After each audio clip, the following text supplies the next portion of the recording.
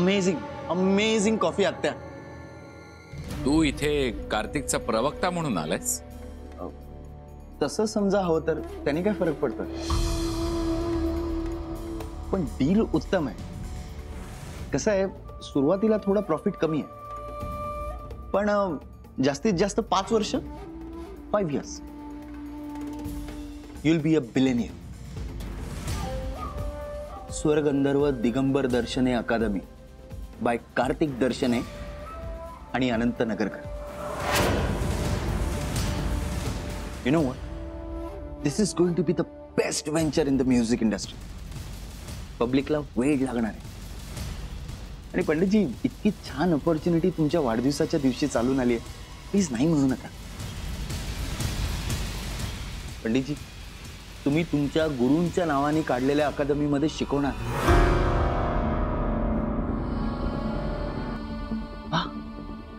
What an excellent गुरुदक्षिणा. एक minute.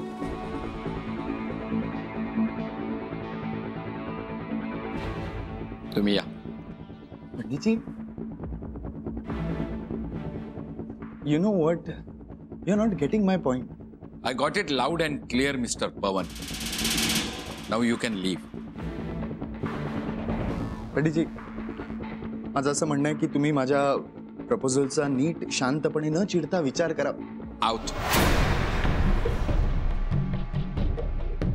आता पंडितजी, हे बघा, तुमच्याकडे आता वेळ नसेल ना, मी नंतर येऊन सविस्तर तुम्हाला सगळा प्लॅन व्यवस्थित. I said get out of my house. Get out.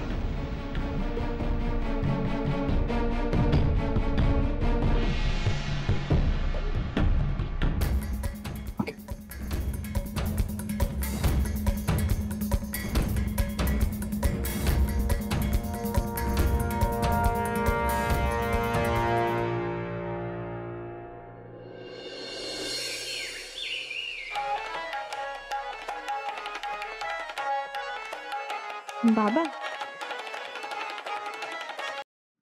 हा बाबा, बोला. कार्तिक कुठे आहे? कार्तिक वॉशरूमला गेलाय. काय झालंय का त्याला? हा? त्याची हिम्मत कशी झाली असं काही करायची? काय झालं बाबा? काय केलं त्यांनी? मला ऑफर देतो तो. अरे, मी अकादमीला विरोध का केला हे अजून त्याच्या लक्षात आलेलं दिसत नाहीये. म्हणून असे प्रपोजल देण्याची हिम्मत दाखवली त्यानं. एक मिनिट, काय ऑफर? कसलं प्रपोजल?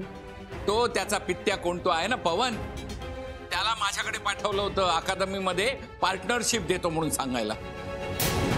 मला सांगतो तो 5 वर्षात करोडपती व्हाल म्हणून. विद्येचा धंदा करायचा नाही म्हणून मी विरोध करतोय हे स्पष्ट सांगितलं होतं मी. आणि हा मला पार्टनरशिपची ऑफर देतोय, तेही त्याच्या मॅनेजरला पाठवून.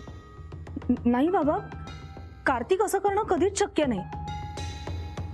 एक मिनिट, तुम्ही म्हणालात की तो पवन आला होता ना तुमच्याकडे, म्हणजे ना त्यांनी स्वतःचं डोकं चालवून हा सगळा आगाऊपणा केलेला असणार आहे. तो आहेच जरा ओव्हर स्मार्ट. तो मुलगा कार्तिकसाठी काम करतो ना, मग कार्तिकला न सांगता हे कसं करू शकतो तो? हे बघ, उगाच काहीतरी बोलू नको श्रुती. बाबा, देवा शपथ, कार्तिकला यातलं काहीही माहिती नसणार आहे. बाबा, तुम्ही ओळखता कार्तिकला? तो असं कधीच करणार नाही. It's impossible. बाबा, बिलीव्ह मी, कार्तिककडनं अशी चूक कधीच होणार नाही. आता मला यावर काहीही बोलायचं नाहीये. तुम्ही दोघेही संध्याकाळी घरी या, मग मी बोलतो. ठीक आहे? ठीक आहे बाबा, बाय.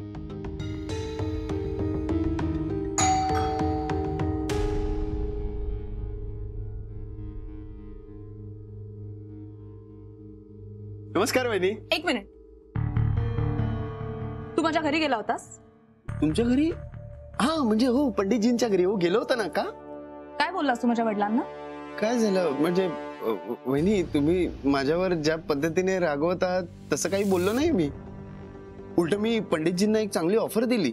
माझ्या वडिलांना ऑफर देण्याची आपली लायकी आहे की नाही याचा विचार करायचा आणि मग ऑफर द्यायची. म्हणजे नाही, मला काय कळलं नाही. म्हणजे तुम्ही काय म्हणताय मला समजलं नाही. तुला समजलं नाही असं काही मला वाटत नाहीये, पण तरी थोडं स्पष्ट सांगते. हे बघ पवन, तू काय काम करतोस, तुझी काम करण्याची पद्धत कशी आहे याच्याशी मला काहीही घेणं देणं नाही. पण यापुढे आपण कोण आहोत आणि आपण कोणाला ऑफर देतोय याचा आधी नीट विचार करायचा आणि मगच ऑफर द्यायची. वहिनी, तुम्ही माझ्यावर रागावला आहात स्वाभाविक आहे, कारण पंडितजींनी तुम्हाला सगळं सांगितलंय. पण जशी तुम्ही त्यांची बाजू ऐकून घेतली तशीच तुम्ही माझी बाजू सुद्धा ऐकून घ्या. I think you should. बोल, ऐकतीये मी. पण मी पंडितजींना खूपच चांगली आणि सिंपल ऑफर दिली होती. यात पंडितजींचा खूप फायदा होता आणि ऑब्व्हियसली त्यांचं नाव तर आहेच, पण अजून मोठं झालं असतं आणि शिवाय पैसा आला असता तो वेगळा. वाव, म्हणजे आता तू पैसे मिळवून देणार आहेस का रे माझ्या वडिलांना? आणि त्यांचं नाव मोठं करण्यासाठी आता आम्हाला तुझ्या मदतीची गरज भासेल? कसं ना पवन, माझ्या वडिलांकडे त्यांच्या कर्तृत्वानी आणि नशिबानी भरपूर पैसा आहे आणि त्यांचं नाव इतकं मोठं आहे की तू मान वर करून त्यांच्याकडे पाहण्याचा प्रयत्न केलास ना तर मान मोडून पडेल, पण ते तुला दिसणार नाही. पण हे मला माहिती आहे. मी पंडितजींकडे गेलो होतो त्यांचा अपमान करायला. हे असलं प्रपोजल माझ्या वडिलांकडे घेऊन जाण्याची हिंमत कशी झाली रे तुझी? हे बघ पवन, तू ना माझ्या नवऱ्यासाठी काम करतोस. तुझा प्रत्येक शब्द हा कार्तिकला रिप्रेझेंट करतो आणि त्याला काही न सांगता, त्याच्याशी काही न बोलता हा इतका मोठा आगाऊपणा केलासच कसा तू? आता हे सगळं जर का त्याला कळलं तर त्याचे काय परिणाम होतील त्याचा विचार तरी केलास तू? वहिनी, मी जे काय केलंय ते पंडितजी आणि कार्तिकच्या फायद्यासाठीच केलंय. बस, पुरा झाला तुझा प्रॉफिट आणि लॉसचा हिशोब. पवन, आत्ताच्या आत्ता इथनं निघायचं आणि पुन्हा जर का या घरात पाऊल टाकण्याचा प्रयत्न जरी केलास ना तरी माझ्या इतकी वाईट कोणी नसेल.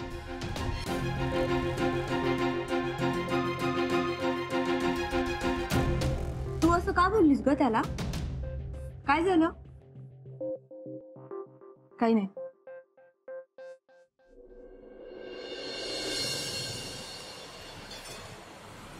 मनातल्या मनात 10 मोजत जा रे दादा.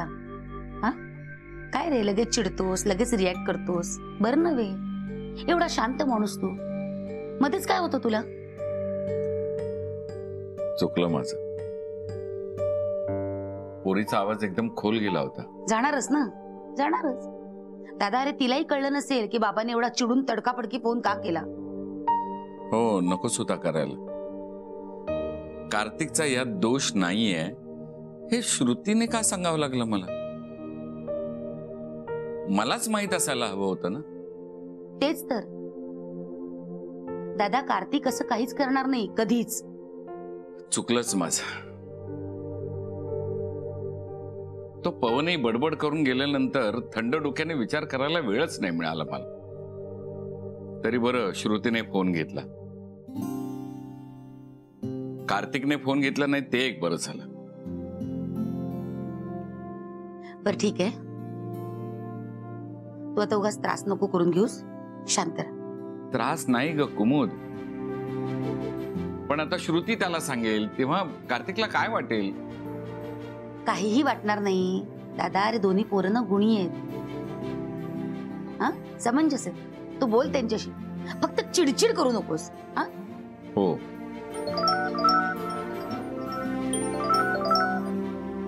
हॅलो, नमस्कार पंडितजी, जगताप साहेबांच्या ऑफिस मधनं बोलतोय.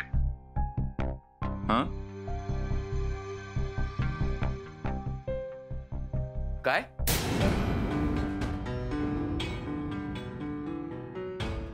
काय रे, कोणाचा फोन होता? काय झालं? थांब बघते.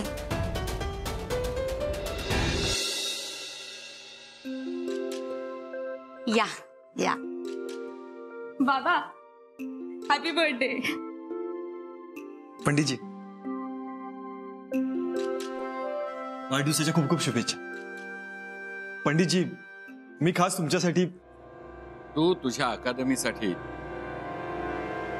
संपतराव जगताप कडून प्लॉट घेतोयस?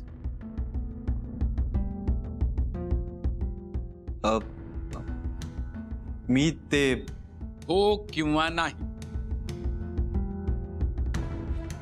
हो पंडितजी. कार्तिक, तुला तुझ्या आयुष्यात काय आणि कोणत्या मार्गाने करायचं ना ते एकदा ठरव. माझ्यापर्यंत हे येता कामा नये.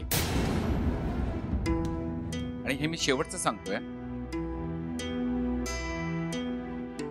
पंडितजी काय झालंय? तू तुझी अकादमीची कल्पना सांगितलीस, मी विरोध केला, तरीही तू अकादमीची संकल्पना पुढे नेलीस. मी काहीही बोललो नाही. मी समजून घेतलं. तुझा तो आगाऊ मॅनेजर इथे येऊन गेला आणि मला तुमच्या अकादमीमध्ये पार्टनरशिपची ऑफर देऊन गेला. तुझ्यासाठी मी ते सगळं ऐकून घेतलं. पण आता तू जे काही करतोयस ना, ते मी कधीही समजून घेऊ शकत नाही, कारण अक्षम्य आहे ते. पंडितजी तुम्ही रागावलात कळतंय मला, पण मला नीट समजावून सांगा, ती जागा मी घेतली तर त्यात नक्की काय चुकलंय माझं? त्या जगतापच्या माणसाने मला 2 वेळा कार्यक्रमासाठी विचारलं. मी स्पष्टपणे त्याला नकार दिला होता. का? कारण तो अत्यंत भ्रष्ट माणूस आहे. कित्येक निष्पाप जीवांचे बळी घेतलेत त्याने. ज्या माणसाला मी दारातही उभं करणार नाही, त्याचा माणूस मला सांगतो की आम्ही तुमच्या जावयाला आता जागा देणार आहोत, आता आपले घरचे संबंध झाले, आता तुम्हाला गायला काहीच हरकत नाही. खर तर त्याला तिथे 4 शब्द सुनावणार होतो, पण मी गप्प राहिलो, कारण मध्ये तुझं नाव होतं. काय झालंय तुला कार्तिक? पैशापुढे तुझ्या सगळ्या संवेदना मेल्या की माणुसकी हरवलीये? मी नको म्हटलं होतं अकादमीच्या भानगडीत पडायला, पण तू मनमानी केलीस. आणि आता ते पूर्ण करण्यासाठी काय वाटेल ते करत सुटलायस. आज एका नालायक माणसाने जागा दिली तुला आणि लोभीपणाने तू घेतलीस.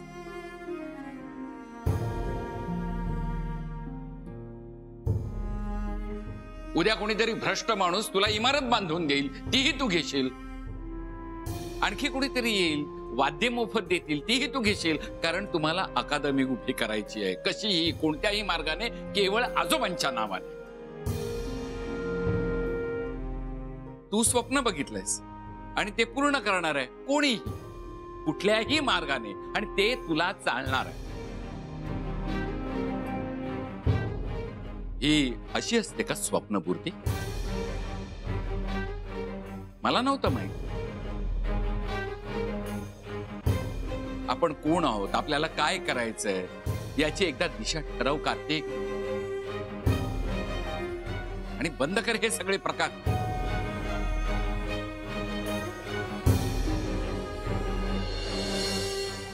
आपण कोण आहोत, आपल्याला काय करायचंय याची एकदा दिशा ठरव कार्तिक,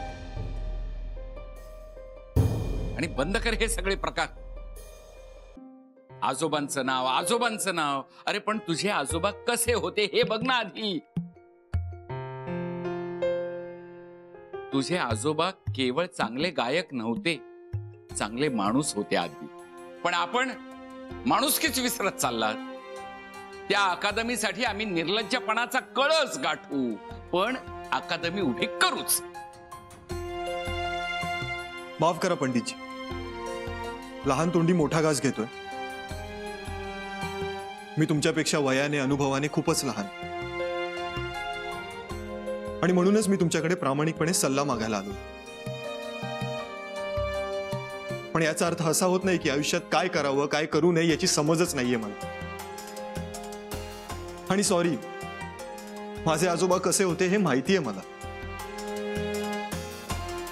आणि तुम्हालाही मी माझ्या गुरुस्थानीच मानलं, आणि म्हणूनच इतकं सगळं शांतपणे ऐकून घेतलं. पण प्रत्येक माणसाच्या त्याच्या आयुष्याकडून काही वेगळ्या अपेक्षा, काही प्लॅन्स असू शकतात. माझेही आहे. माझ्या आजोबांचे शिष्य या नात्याने जे मी करतोय ना, ते अनेक वर्षांपूर्वी तुम्ही करायला हवं होतं. कार्तिक, पण ते तुम्ही नाही केलं, कारण तुम्हाला ते गरजेचं नाही वाटलं, विच इज फाईन. काहीच प्रॉब्लेम नाही. तो तुमचा कॉल होता, हा माझा कॉल आहे. आता राहता राहिला प्रश्न माझ्या आजोबांच्या तत्वांचा, आदर्शांचा, तर त्याची जाणीव आहे मला, आणि माझा माझ्यावर सुद्धा पूर्ण विश्वास आहे. मी कितीतरी वेळा सांगितलंय की ही अकादमी मी उभी करतोय कारण मला माझ्या आजोबांचं गाणं, त्यांचं संगीत जास्तीत जास्त लोकांपर्यंत पोहोचवायचंय. आणि हो, मी करतोय कॉम्प्रोमाइजेस, पण ते गरजेचे आहेत आणि त्यालाही एक लिमिट असणार आहे. आणि सगळ्यात महत्वाचं म्हणजे ती लिमिट मला माहित आहे. पण म्हणून लोभी हा शब्द वापरण्याची गरज नव्हती पंडितजी. इतका तरी विश्वास ठेवायचात माझ्यावर.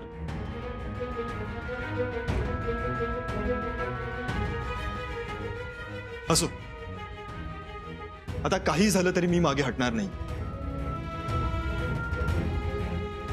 अकादमीचं स्वप्न मी लहानपणापासून बघितलंय आणि ते मी पूर्ण करणारच.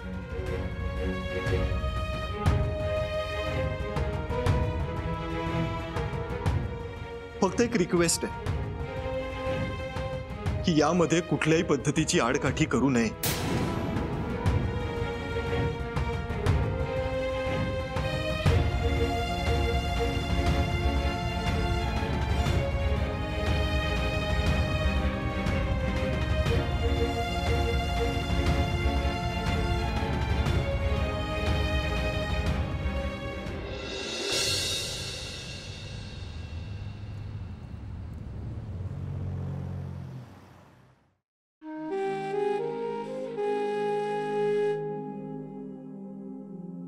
कार्तिक,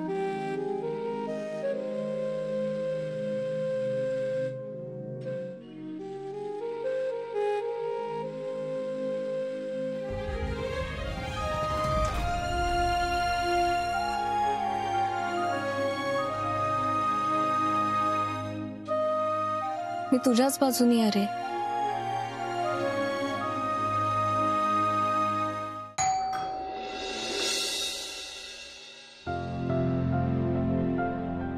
अरे, एवढ्या लवकर परत आला? मला वाटलं आज तुम्ही तिकडे थांबताय का काय? काय रे, याला काय झालं? काय झालं श्रुती? रस्त्यात भांडण वगैरे झालंय का? पवनशी काही वाद झालाय? एक मिनिट, तुमच्या दोघांमध्ये नाही ना काही झालेलं? नाही आई, हे बघा, मी तुम्हाला आता इतकंच सांगते की काही काळजी करण्याचं कारण नाहीये. Everything will be fine. तुम्ही टेन्शन घेऊ नका. तुम्ही झोपा आता शांत. मी जरा बोलते त्याच्याशी.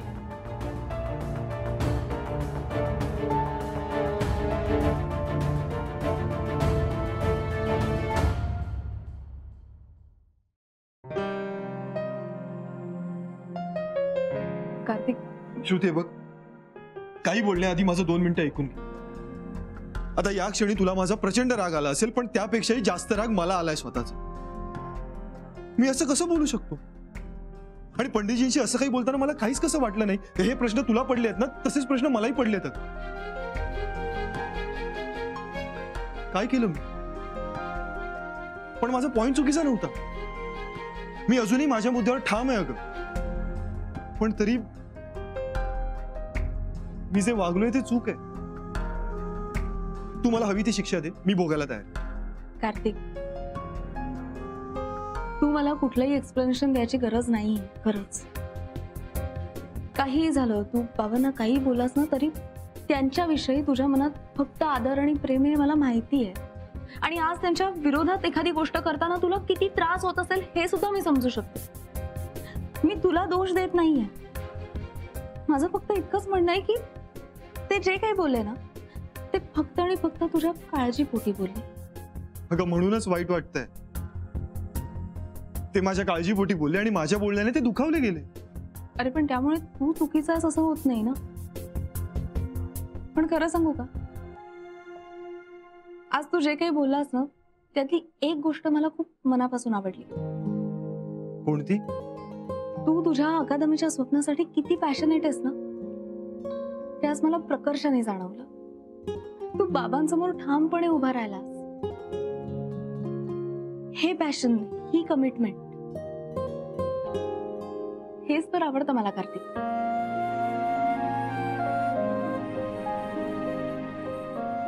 आपल्याला आवडतं, हो ना? I am with you Kartik. Thanks.